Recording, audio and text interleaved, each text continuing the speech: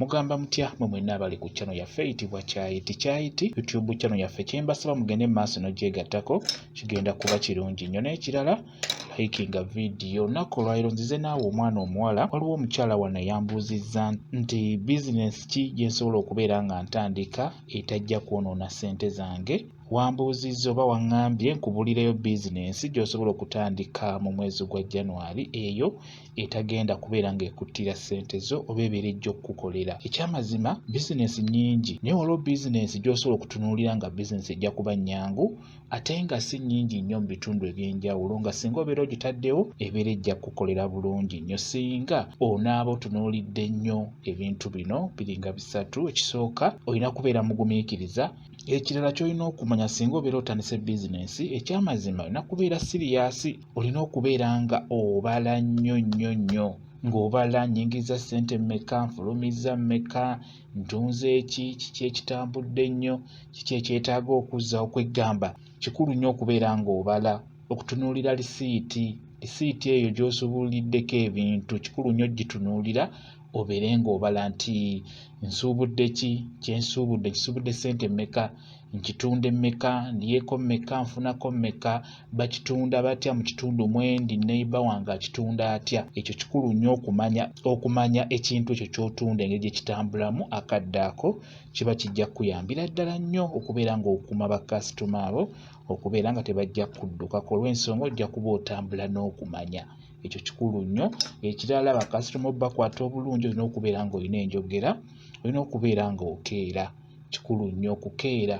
Gulawo bukyali bizinesi osobole okufuna bakasitoma abo ababeera bakeera ennyo.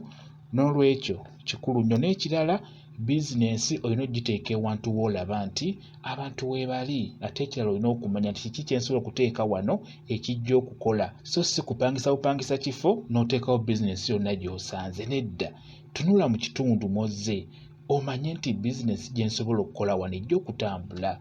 Ekyamazima bizinesi zeetaaga kubala, zeetaaga kulaba nti wano wengenda okuteeka bizinesi eno enaakola enaatambula abantu weebali. Mukitegeera kati. N'olwekyo kikulu nnyo tomala gateeka ssente zo mu kintu ziba zijja kufa okukakana bizinesi eyo ng'ogidduseemu ate ng'obusente obufudde. Kati n'olwekyo kikulu nnyo okumanya bizinesi gy'ogenda okukola, okumanya nti bizinesi eno ejja kutambula oba ejja kubeera ng'entwala mu maaso. Kankubulire bizinesi nze ŋŋanze gye nsobola okukubulira ggwe omwana omuwala gwe yambuuzizza, nkusaba mbeere nga nkubuulira bizinesi eno. Bizinesi gy'osobola okukolaakolako n'oga nti butuufu kankole bizinesi eno singa mba ntaddemu amaanyi eyinza okuntwala mu maaso. Kati nga ggwe omukyala, ye bizinesi eyo gye bayita ey'ebyokwewunda. Bizinesi gye bayita ey'ebyokwewunda ebyammwe abakyala. Bizinesi eyo ebeera ejja kukolera bulungi nnyo. Ye bizinesi gy'oba okola nze gye nsobola okubuulira etagenda kuttira ssente zo. Era nammwe abali ku channel yaffe eno Kyayiti, ekyamazima bizinesi gy'osobola okukola ng'obadde olinawo obusente bwo ng'oyagala kutandika bizinesi. Kati ng'ono omwana omuwala yambuuzizza bizinesi gy'osobola okutunuulira ng'ejja kubeera nga tejja kuttira ssente zo singa onaaba otaddemu amaanyi. Ye bizinesi eyo ey'ebyokwewunda eby'abakyala eby'enjawulo. Ngenda kuba mbabuulirayo ebimu by'osobola okuteeka mu dduuka eryo oba mu bizinesi eyo gy'oba ogenda okukola. Ekisooka, ebizigo by'abakyala eby'enjawulo. Ofuna ebizigo eby'enjawulo ebya abo, ebyo eby'enjawulo eby'abakyala n'obiteekamu oyiro ow'enjawulo. Oyiro oyo agenda ku mibiri gy'abakyala. Oyiro naye mulungi omumuteekamu obuviiri bw'abakyala, ezo enviiri. Obuviiri obwo ebintu bino eby'okwewunda osobola obifuna ku layisi ate gwe n'obitunda bbeeyi mukko. N'olwekyo birimu ssente. Bizinesi gy'osobola okukola yeeyo eby'okwewunda ebyammwe abakyala birimu nnyo ssente nnyo. Osobola okukola bizinesi eyo. Kati n'olwekyo osobola okuteekamu obuviiri oba enviiri z'abakyala obwo buviiri. Sabbuuni ow'enjawulo, teekamu sabbuuni ow'enjawulo. Sabbuuni oyo owammwe abakyala gwe munaaba, ow'obuwoowo, owa abo, Sabbuuni yenna teekamu sabbuuni ow'enjawulo mu bizinensi yo.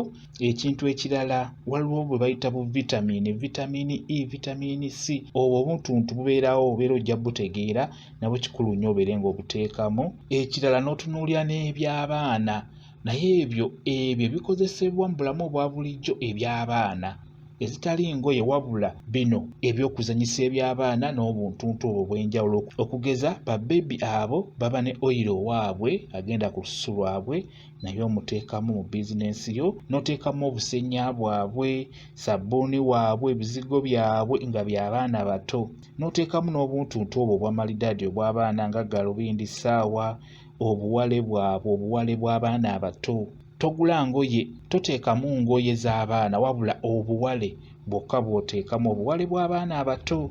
Era wamu oteekemu n'empale zammwe mmwe abakyala nazo obeere ng'ozitunda. Kwegamba tunuulira nnyo bintu by'abakyala wamu na by'abaana bato, naye nga si ngoye. Engoye teekamu buteesi buwale bwammwe wamu n'obuwale bw'abaana abato.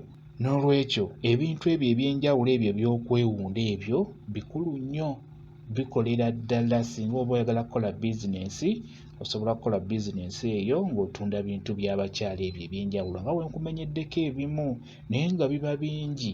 Oteekamu ebintu by'abakyala wamu n'eby'abaana abato abawere, ebyo eby'okwejala, byo ebyokuzannyisa, ebyokukozesa nga bwe nkugambye nti sabbuuni w'abaana, obusenya bw'abaana abato, oyiro w'abaana abato, ebisigo by'abaana abato, obuwale obw'omunda obw'abaana abato wamu nammwe obuwale bwammwe obw'abantu abakulu, byebyo by'osobola okuteeka mu bizinensi yo. Ekyamazima ebintu ebyo bijja kutambulira bulungi nnyo olw'ensonga nti buli w'ogenda mu butundu obw'enjawulo mu butawuni tojja bisangamu, ate ojja kusangamu bizinensi ndala nga mpitirivu, geza ng'amaduuka gatunda cakala.